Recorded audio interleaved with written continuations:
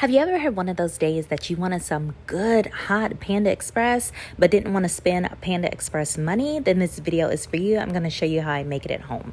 Okay, first you're going to go ahead and chop up your chicken into bite-sized pieces. Remember, however you cut them are going to be the pieces of like the chicken once you get done. So you go ahead and figure out what's best for your family. I'm just doing roughly like, ½ inch, 1 inch pieces. And you do want them all to be kind of uniformly the same size. Now, some people use the plastic gloves when cutting chicken. Honestly, I don't care. I have soap. I can wash my hands. So you're going to need 2 plates and a bowl. I know, a lot of dishes. And you're also going to need this. I have some black pepper, some smoked paprika. Use regular garlic. I didn't have it, so I used garlic salt. I have some salt. I have some red pepper flakes. I have some granulated onion, some vegetable oil, some flour. It's not self-rising. That's just the container I put it in. I have some eggs.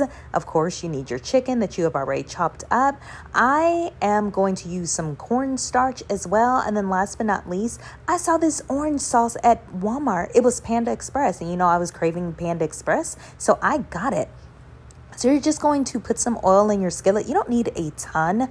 I have my pan on about medium-high heat. You're going to take your chicken, dip it in your cornstarch. You can use gloves for this part if you want to because it does get a little bit sticky. So you're just going to give it a coating of cornstarch. Then you're going to dip it in your eggs. You need about 3 eggs in your bowl. If you need more, just crack some in there. Then last but not least, you're going to go ahead and stick it in your flour dish.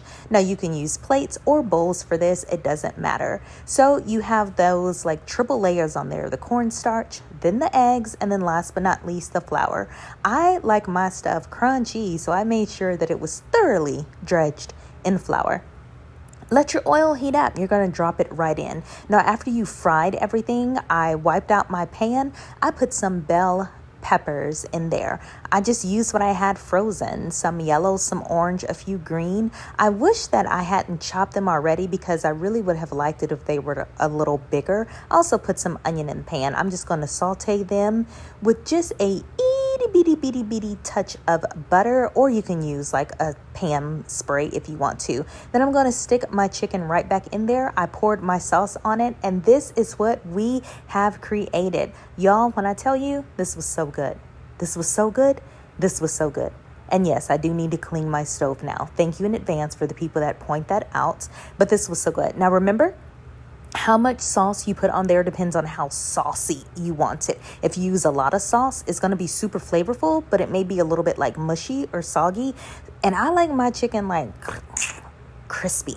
I like it crispy. So I used about half a bottle, a little bit more, and just kind of put it in a bowl and let people add more on if they wanted some on their plate. Y'all, this was so good. And that's why I say I should have chopped my bell peppers bigger. Imagine some green bell peppers in there. It would have been so aesthetically pleasing, right? Right. So yeah, I'm just going to give it a stir, make sure it's all incorporated, and let me show you how it turned out.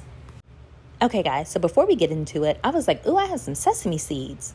That seems like it would fit. So I took it out. I have my stuff plated. I'm just going to sprinkle a little sesame seeds on top. Bon appetit. It was delicious. Be sure to subscribe for more.